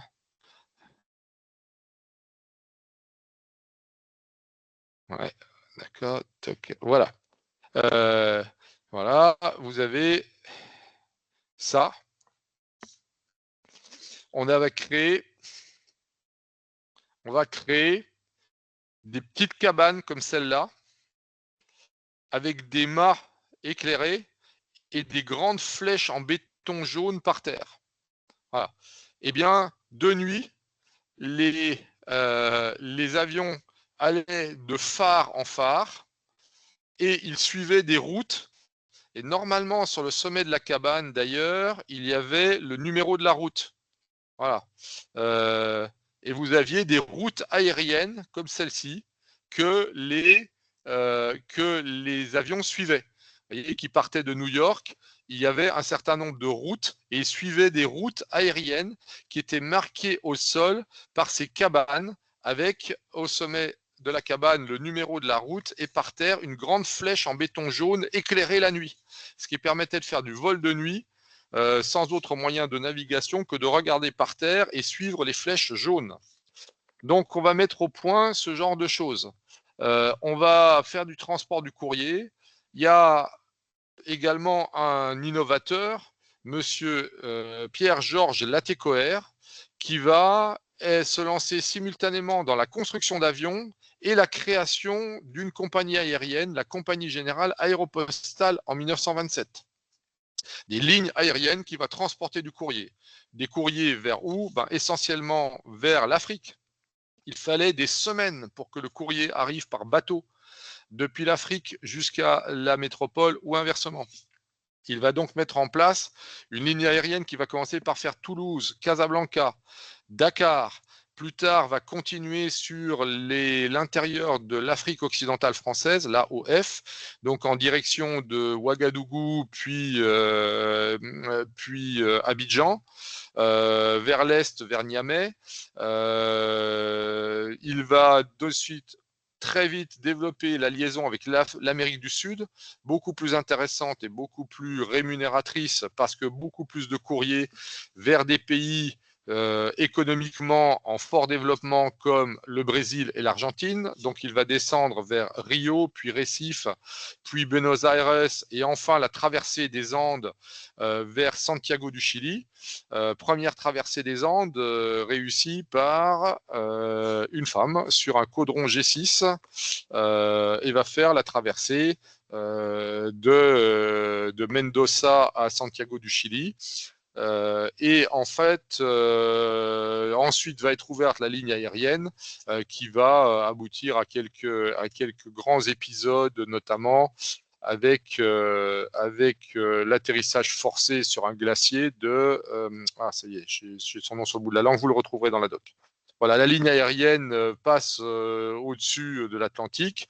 Le réseau s'étend en Amérique du Sud et va jusqu'à Santiago du Chili, dessert la plupart des États d'Amérique du Sud. Malheureusement, la crise de 29 va arriver là. En 1929, Georges Latécoère va déposer le bilan. Ça va être racheté par un industriel français qui va essayer de relancer cette activité entre 1930 et 1932. Et finalement, en 1933, c'est les Américains qui reprennent tout le réseau postal d'Amérique du Sud parce qu'ils ont horreur que les Français aillent jouer dans leur jardin. L'Amérique du Sud, c'était considéré comme leur zone d'influence. Et ils vont donc éjecter les Français en 1933 en reprenant l'ensemble du réseau postal d'Amérique du Sud. Mais il n'empêche que c'est quelque chose qui va énormément marquer les choses. On ne va pas seulement transporter du courrier, on va aussi transporter des passagers. On va commencer le transport de passagers balbutiement, première ligne régulière en 1914 entre Saint-Pétersbourg et Tampa. Alors Saint-Pétersbourg, c'est pas Saint-Pétersbourg en Russie au bord de la mer Baltique, c'est une ville qui s'appelle Saint-Pétersbourg en Floride, et Tampa qui se trouve dans l'ouest de la Floride, donc le sud de la Floride. Saint-Pétersbourg, c'est dans l'est de la Floride, vers Tampa qui se trouve dans l'ouest, sur le golfe du Mexique, de la côte atlantique à la côte du golfe du Mexique. Donc la traversée de la Floride, c'est un passager à la fois, d'accord? C'est un avion qui transporte, il y a un pilote, il transporte un passager. Et il fait une ligne régulière quand même pendant 3 mois. Bon, après la guerre de 14 fait qu'on aura d'autres préoccupations. En 1918, on se retrouve avec plein de pilotes et plein d'avions.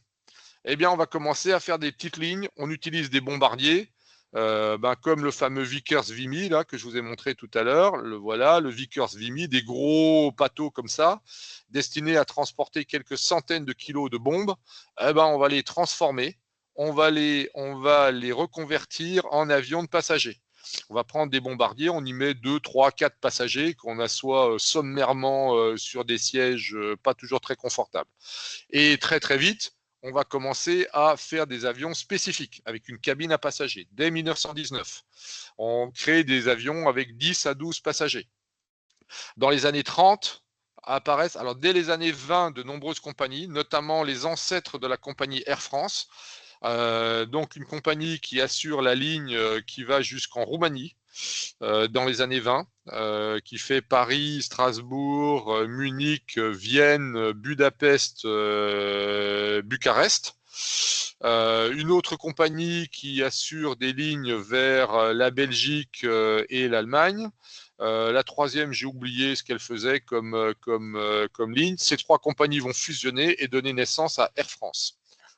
Si je me souviens bien, 1927 d'ailleurs, voilà, ou 1923, naissance d'Air France. Ils ont célébré leur centenaire d'ailleurs récemment, oui, c'est ça. Donc de nombreuses compagnies vont apparaître. Des compagnies comme Lufthansa vont naître dans les années 20 également en Allemagne. Des compagnies comme British, l'ancêtre de British Airways, qui ne s'appelait pas comme ça, vont naître également dans les années 20. Voilà. Dès le début des années 30, beaucoup de compagnies exploitent des lignes, plus ou moins régulières. Alors, tantôt en avion, quand c'est des lignes continentales, ou en hydravion, quand c'est des lignes de type transatlantique. On va créer les premières lignes transatlantiques avec des hydravions ou transméditerranéennes. C'est dit, au cas où on doit se poser, on se posera sur la mer. Il y a rarement plus de 20 passagers. Le vol à vue se fait essentiellement par beau temps. Donc, beaucoup de vols sont annulés dès que la météo était mauvaise. Voilà un avion de la fin des années 20, début des années 30. Le De Havilland de Dragonfly était un avion destiné au transport. Il va servir ensuite beaucoup à l'observation et à l'évacuation sanitaire pendant la guerre. Alors, il y a les grands raids. Donc, on a déjà parlé des Alpes en 1910 par Jorge Chavez en Légion 11. On a les Andes, la traversée des Andes, je viens de vous le dire, Adrienne Bolland sur un Caudron G3 que vous voyez là. Alors franchement, il fallait vraiment être complètement folle pour traverser les Andes avec ça. Je veux dire, l'avion avait un plafond opérationnel plus bas que le principal col à franchir, mais elle y va quand même. Alors, elle avait pas complètement compris, mais elle a découvert un truc absolument génial, c'est ce qu'on appelle l'onde orographique. Et donc, en fait, comme le vent, elle avait le vent dans le dos, elle a attendu une météo favorable, évidemment, elle n'allait pas y aller avec le vent de face. Elle y est allée avec du vent d'est. Évidemment, elle décolle de Mendoza, Mendoza au pied de la Concagua, donc le plus haut sommet des Andes, mais également l'endroit où se trouvent les cols à peu près franchissables pour aller à Santiago.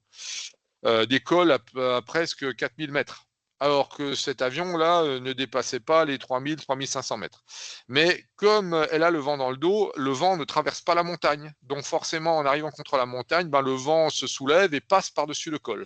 Eh bien, elle a été soulevée comme un bouchon par le vent, la brise de pente, et elle a pu franchir le col et elle a atterri à Santiago du Chili le 1er avril 1921. Adrienne Bolland en Caudron G3. Et évidemment, comme la traversée des Andes s'est avérée possible, derrière, ça a immédiatement donné l'idée à des gens d'assurer la ligne régulière entre Buenos Aires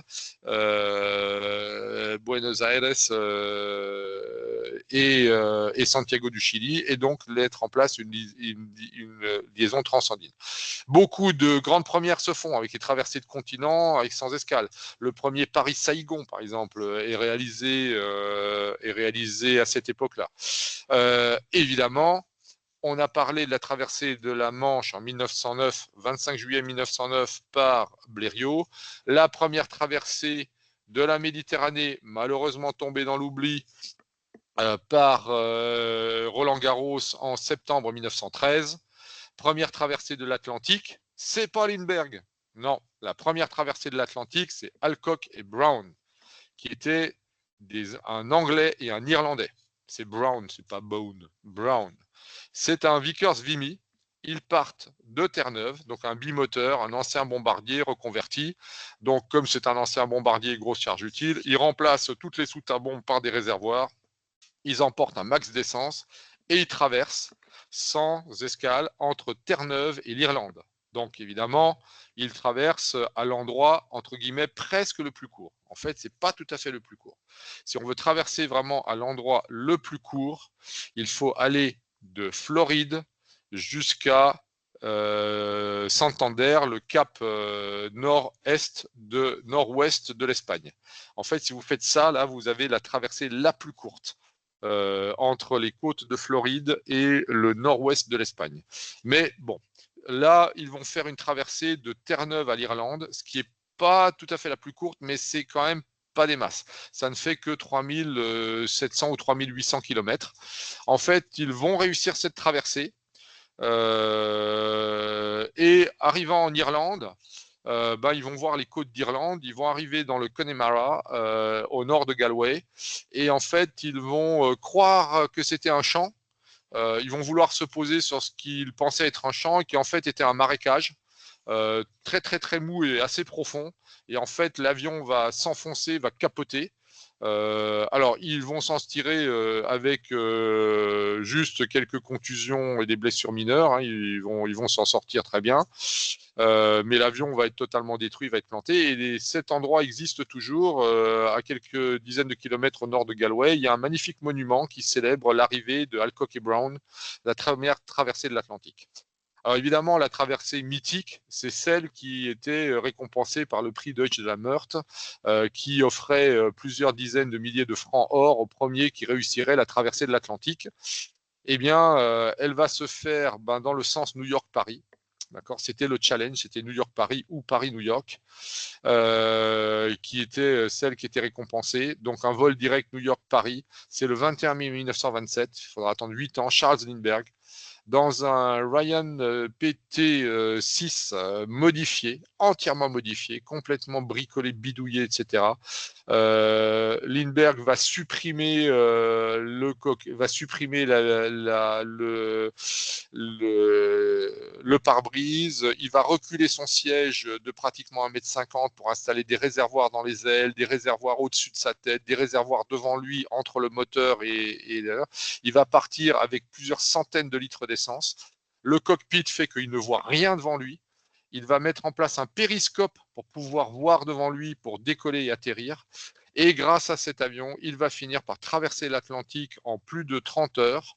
Il va se poser au Bourget à la tombée de la nuit, après avoir passé une nuit en vol au-dessus de l'Atlantique. Et il va réussir cette traversée le 21 mai 1927.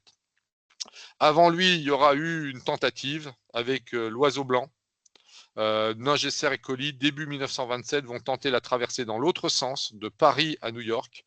Ils vont disparaître. On ne les retrouvera jamais. On pense qu'ils sont passés au-dessus de Terre-Neuve et qu'ils se sont écrasés en mer au large de Terre-Neuve, au sud de Terre-Neuve. Quelques indices permettraient de le penser, mais malheureusement, on n'a pas retrouvé aujourd'hui suffisamment d'éléments probants pour savoir s'ils ont réussi la traversée et s'ils sont bien écrasés entre Terre-Neuve et la côte des États-Unis. Mais bon, voilà, c'était une tentative, ils ont disparu. Et par contre, dans l'autre sens, Paris-New York, c'est Coste et Bellonte en septembre 1930 qui vont réussir ça sur un Breguet 19 qui s'appelle le point d'interrogation, qui est conservé aujourd'hui au musée de l'air et de l'espace au Bourget. Avion remarquablement conçu, vous voyez, donc il traverse avec Lindbergh fait New York-Paris avec un avion américain, un Ryan. Coste et Bellonte font le Paris-New York sur un Breguet dans l'autre sens. Voilà les grandes traversées de l'Atlantique. Première traversée féminine, Amelia Earhart, 20 mai 1932, toute seule à bord, avec un Lockheed Vega 5B. Le Lockheed Vega, c'est un avion qui va lui permettre de battre plein de records. Elle va battre le record de la vitesse de traversée des États-Unis, d'est en ouest, de New York à Los Angeles. Non, de Los Angeles à New York, elle va battre le record. Dans l'autre sens, c'est pas elle. Elle va faire une première traversée du Pacifique. Elle va tenter de battre une vitesse de traversée du Pacifique et malheureusement, elle va disparaître dans l'ouest du Pacifique quelque part au large de la Guinée, de la Nouvelle-Guinée. Là non plus, on ne retrouvera pas ces restes, on mettra des décennies. On a maintenant quelques indices pour permettre de savoir dans quel secteur elle aurait disparu, mais bon, malheureusement, elle va y laisser sa vie.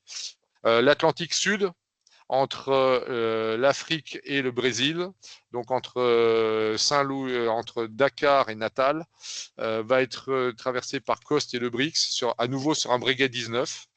Un Breguet 19, le même avion que celui qui a servi à Coste et Bellonte, et ils vont le baptiser Ningesser et Colli, sans S.